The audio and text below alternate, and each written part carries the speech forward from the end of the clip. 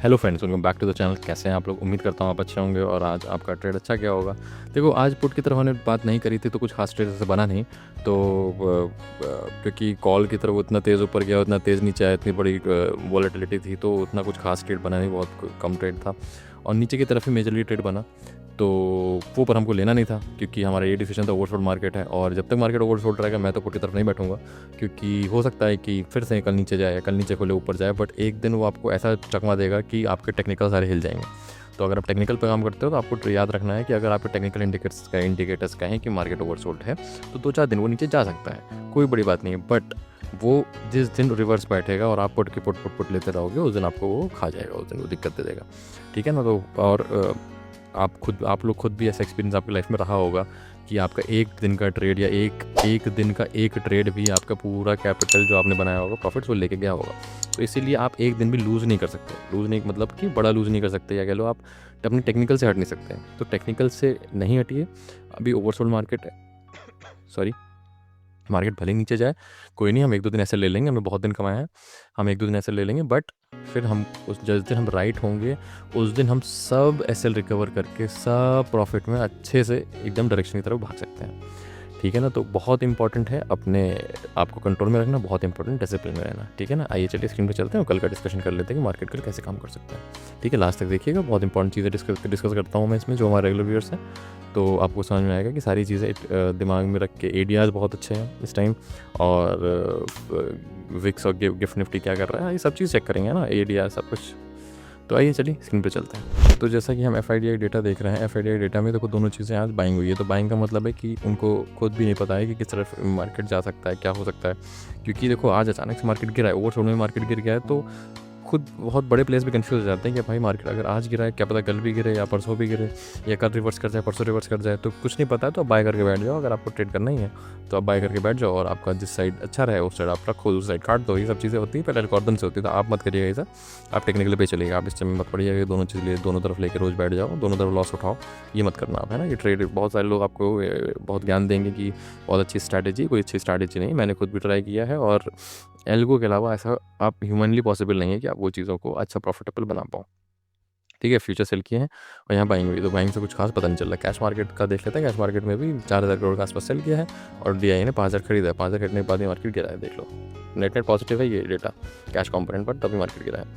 OI की बात करें, ओआई में सेम है कि देखो किसी ने बड़ी पोजीशन नहीं बनाई है। देखो तो यहाँ 23,700 पे अराउंड 100 लाख हो रहा है, बट 1 करोड़ के आसपास हो रहा है, बट वो कोई बड़ी पोजीशन नहीं है।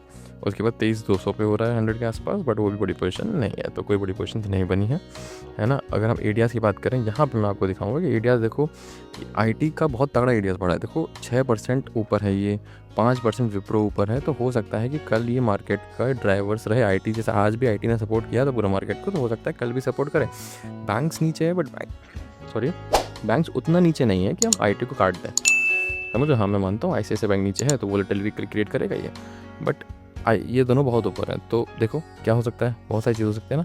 मार्केट ओवरसोल्ड है, ओवरसोल्ड हमने वैसे बात करी हुई थी कि मार्केट, अगर हम 1 आवर के चार्ट पे जाके देखें ना, एडीआर्स भी, ये तो एडीआर्स कह रहा हूँ, आरएसआई, तो आरएसआई में मार्केट ओवरसोल्ड है। जहाँ जहाँ ओवरसोल्ड होता है वहाँ से मार्केट देखो घूमता है ना? यहाँ तो यहाँ पे ओवरसोल्ड था, यहाँ पे भी ओवरसोल्ड था, देखो, है ना? फिर मार्केट घूमा है। तो जब भी ओवरसोल्ड होता है मार्केट घूमता है। तो लेट्स सी यहाँ से घूमता है, क्या करता है, इसके नीचे जाएगा, कैसे जाएगा, क्या है। अगर ये ब्रेक करता है 23,300, तो फिर ये 23,100 तक जा सकता है, क्योंकि वो नीचे यहाँ गैप है, तो यहाँ फिल करने गया होगा, है ना? अगर हम ग्लोबल मार्केट्स की बात करें तो ग्लोबल मार्केट्स में भी देखो डाउ 70 पॉइंट नीचे है, नैस्डैक देखो 150 पॉइंट ऊपर है, तो यहाँ पे भी देखो गिफ्ट निफ्टी 24 पॉइंट ही नीचे है। और I am telling you, evening में गिफ्ट निफ्टी 120-30 या 150 के आसपास नीचे था, तो ये इसने भी रिकवर किया है काफ़ी, है ना? और इसका रीज़न ये हो सकता है कि 94 पहुंच गया है, पहले और ज़्यादा था, शायद 96-7 कुछ पहुंच गया था प्रिंट रूट, तो इसका रीज़न हो सकता है ना। तो देखिए क्या रीज़न है, अब कल खुलेगा तो मार्केट एग्जैक्ट पिक्चर पता चलेगी। अब देखो ये कितना तेज़ी कवर किया, देख लो 67 से सीधे 14 आ गया, तो 14 से 25 से बढ़ा, है ना? यहाँ पे भी देखो सीधे 19 आ गया है ना? तो चीज़ें देखो, अब कल ही टर्न आउट होंगी, तो उसी हिसाब से हमको डिस्कशन करना पड़ेगा। अब देखो इंपॉर्टेंट लेवल्स क्या हैं, 15 मिनट यहाँ पे चलते हैं, आपको इंपॉर्टेंट लेवल्स डिस्कस करते हैं। इंपॉर्टेंट लेवल्स है this level is very important. अब 23,500, हालांकि एग्जैक्ट बताऊँ 23,490 है, बट 23,490 मत लेना, राउंड फिगर 23,500 लेना, ठीक है ना? तो और ये आपका जोन बन जाएगा नो ट्रेडिंग जोन या कह लो बाइंग जोन। ये आज के लो से लेकर यहाँ तक का ये हो गया आपका सपोर्ट के लिए ग्रीन कर दे रहा हूँ, ठीक है ना। अब देखो क्या करना है आपको। अगर मार्केट फ्लैट खुलता है किसी भी पॉइंट पे, है ना, फ्लैट खुलता है और लो को ब्रेक नहीं करता है ना, तो आप उसी टाइम कॉल ले लो। अगर मार्केट बाय चांस लो को ब्रेक करता है, ठीक है ना, तो 300 के आसपास आप एक पोजीशन कॉल की बना सकते हो और 50 से 100 पॉइंट ले सकते हो, है ना। ऐसा सीधा नीचे जाना बहुत ही टफ है, तो हो सकता है कि कल अगर नीचे जाना भी होगा तो एक ऐसा रिवर्सल मार के नीचे जाएगा। ऐसा नहीं कि सीधा गिरता गिरता गिरता चला जाए, ये पॉसिबल नहीं होता है। तो अगर 300 के आसपास मिलता है तो आप कॉल की पोजीशन लोगे।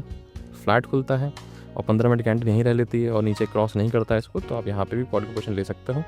बट अगर ये क्रॉस कर दे तुरंत काट देना, है ना। फिर आप वेट करना 300 का, हो सकता है कि बीच से ही घूम जाए, है ना। ये पूरा ही सपोर्ट जोन है, तो मैं हो सकता है बीच से घूम जाए। तो अगर आप रिस्क ले सकते हो, क्वांटिटी कम लिया है तो एक बार को बैठ भी जाओ। अगर एक क्वांटिटी सिंगल क्वांटिटी ले लो, मैं तो कह रहा हूँ, है ना, तो एक बार को बैठ जाओ। अगर क्वांटिटी ज़्यादा लेते हो तो यहाँ पे इस जोन में निकल जाना, क्योंकि फिर आपका 60 पॉइंट का एसएल हो जाएगा ना, 60 पॉइंट के नीचे का एसएल हो जाएगा, तो आपको काफ़ी लंबा एसएल हो जाएगा। तो फिर आप 300 के आसपास का वेट करना, 300 का 310 305 इसके आसपास मिले तो 300 के नीचे का एसएल लेके 15 मिनट की कैंडल का नीचे क्लोज है तो उसका भी एसएल हो जाएगा। बट अगर उसका एसएल नहीं होता है तो उस ऊपर 15 मिनट की कैंडल क्लोज जैसी हो तो आप बढ़िया से कॉल की पोजीशन लेना, आपका 360 और फिर 400 का 100 पॉइंट का टारगेट बिल्कुल बहुत आसानी से हो सकता है, ठीक है ना। अगर गैप अप खुलता है ना, तो ट्रिकी हो जाएगा मामला। तो आपको देखना पड़ेगा कि ये 500 को क्रॉस कर रहा है कि नहीं। अगर 500 क्रॉस नहीं कर रहा है तो पुट ले लो, अगर 500 क्रॉस करता है तो कॉल ले लो, ठीक है ना। फिर ये लेवल बहुत इंपॉर्टेंट हो जाएगा और ये 15 मिनट की कैंडल ही बताएगी। अगर 15 मिनट कैंडल इसके ऊपर क्लोज कर देती है 500 के ऊपर तो कॉल की पोजीशन बनेगी, और 15 मिनट कैंडल ऊपर क्लोज नहीं करती है तो यहाँ पे एक पुट की पोजीशन बनेगी, ठीक है ना। तो ऐसे ही करना, इससे ज़्यादा कुछ मत करना। अगर कुछ और हो, कुछ थर्ड थिंग हो जाए कुछ मार्केट में, तो इग्नोर करना, ठीक है ना। और चक्कर मत पड़ना और गलत ट्रेड मत करना भाई। एक दिन में पूरे प्रॉफिट उड़ जाते हैं, तो बिल्कुल भी गलत ट्रेड मत करना, ठीक है ना। अच्छा लगा वीडियो तो लाइक करिए, सब्सक्राइब करिए और कमेंट में ज़रूर बताइए। Thank you very much.